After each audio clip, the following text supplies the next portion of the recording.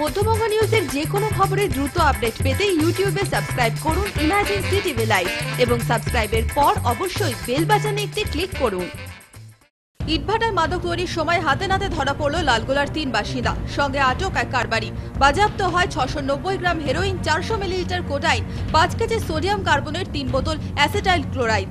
জানা যায় বৃহস্পতিবার সন্ধ্যায় লালগোলা থানার পুলিশ অভিযান চালিয়ে 4 জনকে গ্রেফতার করে। ধৃতদের মধ্যে মোহাম্মদ তাসলিম শেখ, জাহির শেখ, রকিবুর রহমান এই 3 জন লালগোলার কালিকাপুরের বাসিন্দা। বাকি একজন আনোয়ার হোসেন আসামের কামরূপের জালুকবাড়ির বাসিন্দা। ধৃত জাহির শেখ 2015 সালেও হেরোইন পাচার কাণ্ডে গ্রেফতার হয়। মাদক তৈরি করে সেগুলি উত্তরবঙ্গে পাচার করা হতো বলেই পুলিশ সূত্রের খবর। ধৃত আনোয়ার হোসেন মাদক নিতেই মুর্শিদাবাদে আসে।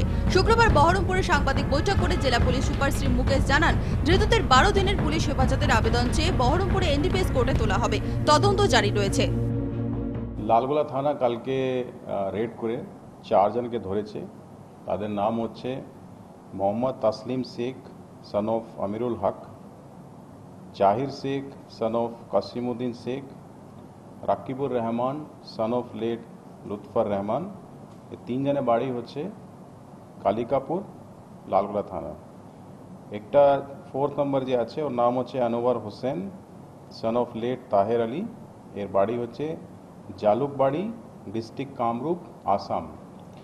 এই 3 জন যারা আছে লালগোলার যারা আছে এরা একটা মাঠে ব্রিকফিল্ড গাছে হেরোইন রেডি করছিল। সেই খবর পেয়ে পুলিশ ওখানে রেড করে 3 জনকে ধরে। এই 3 জন মধ্যে জাহির শেখ যে আছে ও আগে অ্যারেস্ট হয়েছিল 2015 সালে। ওর যেটা হিরোইন তৈরি করার স্কিল আছে সেটা ও জানে, তাই জন্য ওর কন্ট্যাক্টস আছে, নর্থ বেঙ্গল দিয়ে কন্ট্যাক্টস আছে। ওর যে আনোয়ার হোসেন যাকে অ্যারেস্ট করা আছে এ বেসিক্যালি ম্যাটেরিয়াল নিতে এসেছিল ওখানে। এদের কাছ থেকে যেটা আমরা টোটাল রিকভারি করেছি 690 গ্রাম হিরোইন পাওয়া গেছে, 400 মিলিলিটার কোডাইন পাওয়া গেছে, 5 কেজি সোডিয়াম কার্বনেট, 3 বোতল অফ অ্যাসিটাইল ক্লোরাইড। এরা যে র মেটেরিয়াল যেটা আমরা খবর পেয়েছি এরা নর্থ বেঙ্গল সাইড থেকে নিয়ে এসছে। এদেরকে আমরা অ্যারেস্ট করেছি আর আমরা এদেরকে আজকে 12 দিনের রিমান্ড প্রেয়ার করে আমরা পাঠাচ্ছি। যদি মধ্যবঙ্গ নিউজের এই খবরটি ভালো লেগে থাকে তাহলে অবশ্যই একটি লাইক দেবেন এবং ইউটিউবে ইমার্জেন্সি টিভি চ্যানেলটি সাবস্ক্রাইব করবেন। আর যে কোনো খবরের দ্রুত আপডেট পেতে সাবস্ক্রাইব করার পর বেল বাটনে একটি ক্লিক দেবেন।